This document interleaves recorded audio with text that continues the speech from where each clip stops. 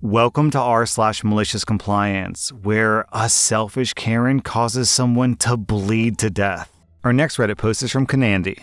My lease is ending soon, and my landlord has been showing my apartment to anyone with a pulse, nonstop for months. During a couple of these showings, my bedroom door was locked. The landlord got mad about this and told me that he was coming to remove my bedroom door handle and replace it with a handle with no lock. He said that city fire codes don't allow locks on interior doors, and he wanted everything up to code for the new tenants. I responded that getting everything up to code was a great idea. I offered to schedule an inspection from the city so they could get all their maintenance done at once, and to really be sure things were ready for the new tenants. You may as well do the whole building. I think I saw signs of rodents in the basement. Suddenly, building codes weren't so important. My bedroom door is now locked during all the showings. Down in the comments, we have this post from Zoomies. After Hurricane Sandy, our rented house was destroyed. Flooded, black mold, septic tank open and flooded, etc. We had to burn a lot of our stuff, and we lost both cars to flood damage. The landlord wanted to keep our security deposit for damages, which isn't legal after a disaster. So, thanks to work connections, I know the county zoning inspector. He comes out, declared the house uninhabitable due to natural disaster, and I get a copy of the inspection. We got our deposit back. It's always good to be petty.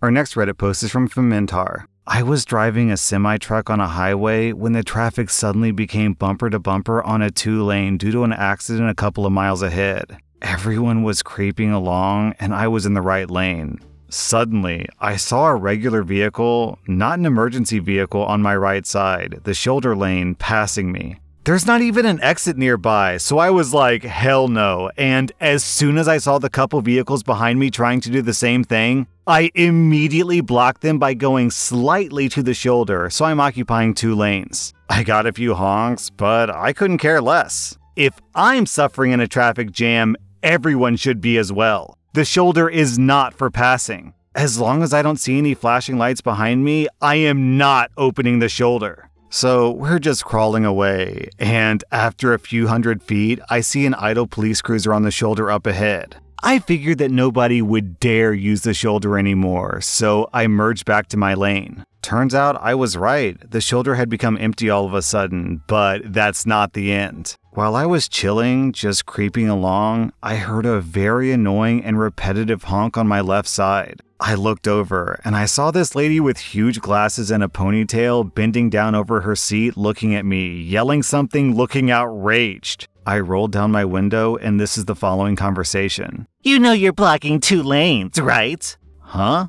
I was behind you on the right lane and you wouldn't move. I honked and you didn't care. That's a shoulder. You're not supposed to drive on the shoulder. That's a lane. You're allowed to drive there. While she's yelling incoherently, we're still slowly moving forward. And then I remembered there's an idle police cruiser on the shoulder that I saw a while back and we hadn't passed it yet. I'm sure everyone knows what's going to happen by now. Malicious compliance initiated. I reduced my speed even more so that Karen is faster than me by a little bit on the left lane. Then I dare her by giving her the signal that she can pass me to use the shoulder. She aggressively took it, cut in front of me, and immediately went to the shoulder. However, what Karen didn't know was that the cruiser was already around the corner. I was driving a semi-truck, so my field of vision is much higher and wider than everyone else. Karen was driving a sedan. Her field of vision is much lower and limited.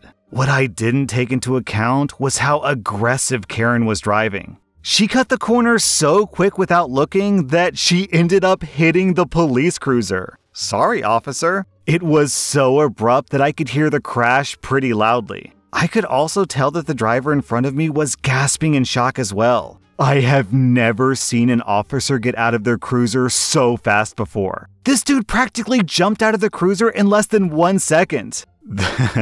Then, this is what I witnessed and heard when I was creeping slowly by in the traffic. Not wanting to miss anything, I rolled down my passenger window. Get out of the vehicle! Karen, still inside of the car, was completely flustered. Get out now! Karen finally gets out of her car and literally word for word says, But I wasn't at fault. You were stopped in a lane. This is a shoulder for emergencies, not for your convenience to escape traffic jams. But... I couldn't hear what was going on anymore, but I kept watching my front as well as the side mirror. Judging from her body movement, she was indeed panicking while pointing at my truck, but I don't know why. Then, before the scene disappeared from my mirror, the last thing that I saw was the officer pulling out his handcuffs and cuffing Karen. Surprisingly, she complied without causing any more scenes. Then, I continued to drive off into the sunset. Down in the comments, people are saying, yeah, this is a really entertaining story, but you shouldn't block people like that, and people are linking this post, which I'll warn you is pretty chilling. Posted by Senior. In college, my best friend and I had a summer job cutting down trees from a property 50 kilometers from the nearest hospital/ambulance station. We both got the job at the same time, and we worked there for almost 3 summers in a team of 5 guys. We were all very skilled with equipment, and we'd been through extensive training. 2 of the guys on the team were professional arborists. We had all the gear, but as anyone with professional experience with chainsaws will tell you, unpredictable accidents can happen. On a late August morning, we had just finished downing a 30-foot white pine and were in the process of removing the branches. My friend was working his way down the trunk when he hit a knot in an oddly formed branch, and the chainsaw kicked back. And due to the admittedly awkward position he was in, it sliced into a seam between his chaps and his belt. The blood started flowing immediately, and everyone stopped. While the others stabilized him, I ran to get my car, knowing in any case we would have to drive. While trying to control the bleeding, we loaded him into the back seat of my car, and I started driving as fast as I could towards the nearest hospital. 10 of the 50 kilometers in, we get cell phone coverage, and we arranged a place to meet the nearest ambulance. I knew that we had to get him to the ambulance fast because we were having trouble controlling the bleeding. When I reached a 4-lane highway, I started going faster than I had ever driven before. While in the middle of nowhere, most people would see me coming and move to the right lane, but as we got closer to town, we started coming across packs of cars. With still 25 kilometers to go to the hospital, we came across a white Nissan Altima and a Subaru Forester that blocked us in just like OP likes to do. I can still remember the license plates of those 2 cars to this day. The driver was doing everything to ensure that I didn't pass. On a 100-kilometer-per-hour road, she slowed down to like 90 to 75. We were stuck. We were stuck behind her for a solid 10 minutes. It wasn't until we got to the next exit ramp that I was able to pass on the inside and get by. By this point, most of our clothes had been used to help soak up the blood and applying pressure. Frustrated, one of the guys threw a t-shirt that was dripping in blood out the window as we passed by and hung out to give them a wave. He, like all of us, was covered in blood. The blood-soaked t-shirt landed midway up the hood of the white Altima, leaving a streak as it slid/rolled up and over the windshield. 5 kilometers later, we were joined by a highway patrol officer who matched our speed and helped to clear the way to the ambulance waiting a further 2 miles down the road. By that point, the bleeding had slowed and my friend had a very weak pulse. The ambulance crew was ready and waiting and transferred him within seconds of our arrival. I jumped into the ambulance and we all took off. Sadly, my friend died a few minutes later, 1 kilometer away from the hospital. My friends were at the side of the road explaining the situation to the cop when the white Altima showed up. I wasn't there for this part, so I'm going by the stories they told me. Anyways, apparently she stopped and approached the cops in such a way that she couldn't see the blood-soaked guys. She was shouting about dangerous driving and gonna kill someone, blah blah blah. The officer brought her around to look at the inside of my car, which was covered in blood, and then pointed to the other 2 guys from my crew who were covered in blood from head to toe. He explained there was a medical emergency and asked her if what she had said about her impeding the flow of traffic was correct. He cited her for a number of things, including unnecessarily slow driving and dangerous driving. While he was writing the ticket, he was informed of the death of my friend in the ambulance. The guy stopped writing the ticket to come over and tell the guys what happened. The cop opted to not tell the lady in the Altima, but the other guys on the team sure let her know.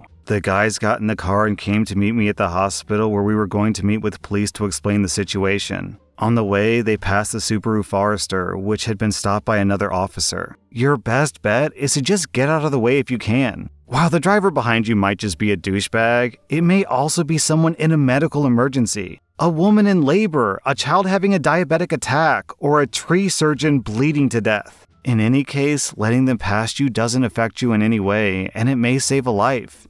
These scenarios aren't likely, but they also aren't impossible. It ultimately comes down to how you decide to process a situation. If you want to operate on the default mode of assuming that you're right and everyone else is wrong, you're going to have a terrible time functioning in society. Lines, traffic, call centers, and dealing with big business or government will always seem tedious to you. On the other hand, if you can view the world from a more understanding perspective, you'll be able to relax and stop being such a douchebag. So have a good life. I remember one time I was driving through a city and traffic was just awful, and I was stressed, exhausted, and in a bad mood. And it was one of those situations where it was like 4 lanes merging into 2 lanes, and this guy was trying to merge in front of me.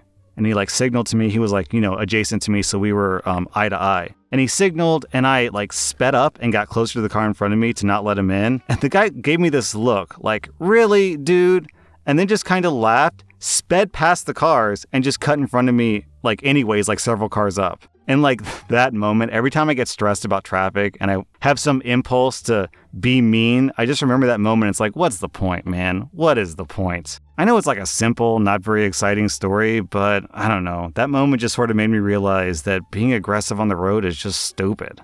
Our next Reddit post is from Gordon Tremesco. Back in 2019, I was meeting up with a bunch of my extended family who were all attending the same wedding. As a nice gesture, I decided to pick up lunch from Panera Bread for everyone. So I take orders from about 15 people, pick up the order from Panera, and make my way to the hotel where we're gonna eat. After we arrive and I start eating, I notice that I'm missing an orange juice for my nephew. I call the Panera and explain, "Hey, I never got my juice. Could I just get the juice refunded?" Mind you, this is a $120 meal, and I'm just trying to get a few dollars back for the orange juice that I didn't get. They say that they're not allowed to refund me and give me a different number to call. So I call the corporate number and explain the situation. They say they aren't allowed to do partial refunds, only full refunds. So to clarify, I say, you won't refund the missing orange juice, but you will refund the entire order? Yes, that's correct. So I requested a full refund, and it was granted immediately. Thanks, Panera Corporates.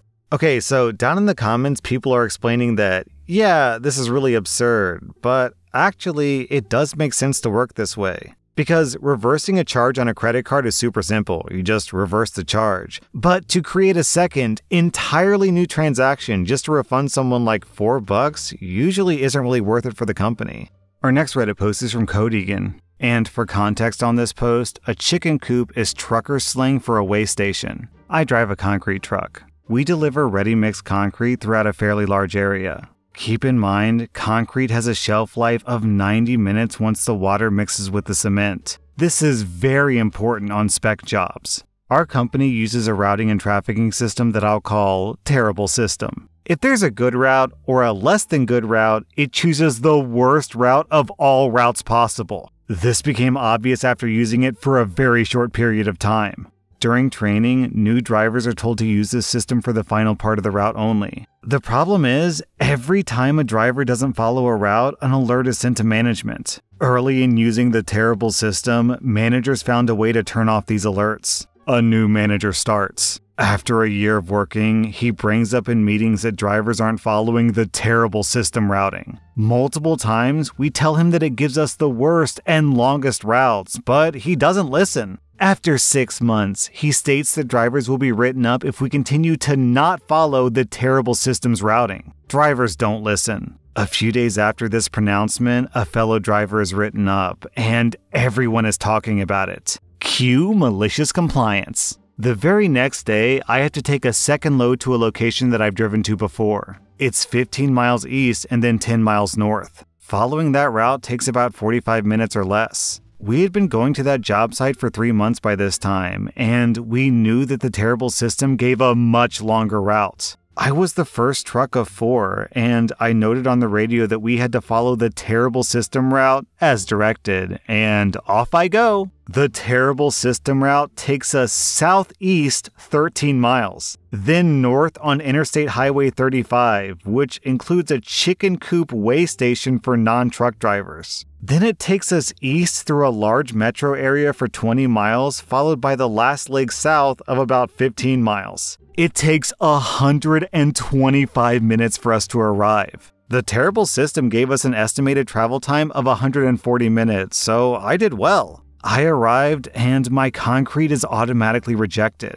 That rejection cost the company $1,000 of unused concrete, not to mention 20 gallons of fuel that I burned. The second and third truck are the exact same. The fourth truck was stopped at the weigh station and the company had to pay a $500 fine. The customer is pissed, calls the manager screaming. The manager asks to talk to me. I tell him that we followed the terrible system routing as directed, and he can verify that easily. The next day in the break room, a sign is posted stating that drivers are to use professional discretion in choosing the best and most expeditious route to jobs. Man, don't you just love how half of all stories that I read involves, then a new manager started working here, and as soon as you see that sentence, you're like, I see where this is going.